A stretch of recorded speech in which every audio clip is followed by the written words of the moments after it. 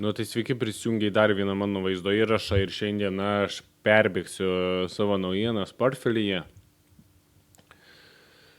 Mano portfelis labai iš daug akcijų susidaro, dabar portfelyje yra 81 akcija arba investicija, kaip čia rašo. Mano asmeniškai dasipirkinėta čia yra, matėte, su tuo, kaip jie vadinasi, tai pasakysiu, rinkinius. Tai ten su rinkiniais, o čia atskirai pirkau Teslos akciją, kuri jau pakilo 2 procentai. Aišku, per tą laiką čia gali ir nukristi 10 procentų, tai čia toks laikinas džiaugsmas, o Intelio pakilo 10 procentų ir mano pardavimo kaina tikslas dabar yra, jeigu aš nemeluoju,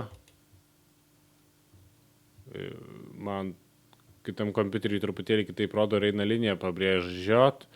Nežinau, kaip čia padaryti, vėliau pažiūrėsiu. Mano tikslas čia yra apie $40 ir tada fiksuočiau kainą Intelio. Paskui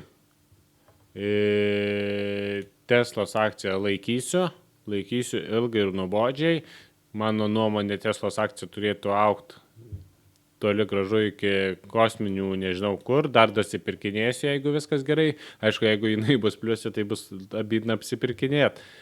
Bet aš ją tikiu, kai kažkas apžvilginėjo, man atrodo, ar Investo LT, ar kažkas panašaus, kad šiai akcijai tik kilimas. Jie ant tiek gerai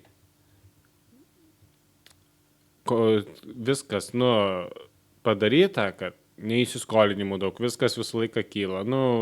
Nėra kitos išties tik kilt. Tik neprisimenu, kas sakė ir argumentų, aš tikslių neprisimenu, tai negaliu pasakyti. Pas mane čia nerodo, aš nežinau dabar kaip padaryti atskirai, kitam kompiuterį pasidariau, aš čia nepasidariau visą statistiką. Tai taip, čia yra va.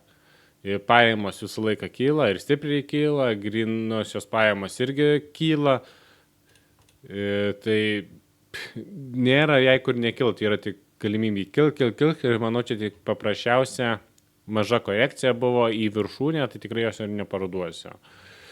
Taip, kaip man sekasi, tai tarp kitko, Teslos akciją nusipirkau už 30 eurų, tik kiek buvo, dabar balansė buvo 200 eurų ir jeigu viską buvau įnešęs, tai jeigu viską parduočiau, uždirbčiau 4 eurus. Tai toks dalykas, naujoko sėkmė, investiciniam rinkiniam sekasi dienos dividendam, kur mokės kiekvieną dieną dividendus, bent jau turėtų maždaug kiekvieną dieną mokėti dividendus beveik procentukas. Pakilo, aišku, čia tik laikinas džiaugsmas, čia vaikštinės pirmin atgal bus minusas pliusas, tas pats ir aukšti dividendai rinkinukas ant 0. Tai tokia mano minimali statistika ir lygtais aš jums viską parodžiau ir dabar, ką aš norėčiau įsigyti artimoje ateityje ir žiūrėčiau, jeigu nepakils daug per tą laiką, kol aš įsinešiu pinigus, nes nežinau, kada įsinešiu pinigų į šią sąskaitą, tai labai domina dėl technologijos šitą investiciją, šitas akcijos, irgi matau didelį augimą, nežinau tik kaip bus, tokia kompanija ilgai laikosi, tai turėtų augti, bet nežinau kaip bus. Tai tokia, ir kažkas irgi minėjo, kad kažkur skaičiau, kad jos nepardavinėjo laiko, bet neprisimenu koks žmogus. Modernos akcijos labai įdomios, norėčiau užsipirkinėti, bet dabar neturiu iš ko, tikrai užsipirkinėčiau. Čia per visą ilgą laiką S&P 50 žiūrint, tai visą laiką krito tarp visų akcijų. Baigimės ir grafikė tą matom. Buvo, aišku, minimalus pakilimas, dabar vėl krenta. Ir jeigu dar kris iki $50, aš nežinau, kaip čia pasižiūrėti pas save kitam kompiuteriui padaryta, čia nepadaryta linija, užsibrėžčiau, žiūrėjau čia kokią kainą, bet ir čia jau susidominčiau pirkti, dėl to ir atsidėjau ją kaip galima pirkimą. Ir Walt Disney'us Tai irgi domina pirkti, va, labai norėčiau, bet kol kas dar neįsinešiau pinigų, o kaip šį mėnesį bus, tiksliau jau sekantį mėnesį rugsėjai, tai bus matyti. Tai mano tokios pamastymai, akcijos, investicijos, ką nusipirkau, ką padariau. Žiūrėsime, kaip seksis, o kol kas, kaip sakau, nuojoko sėkmė, plus esu, džiaugiuosi ir svarbiausia diversifikuoti visą portfelį, kad jeigu kristai, kad kristų neskaudžiai.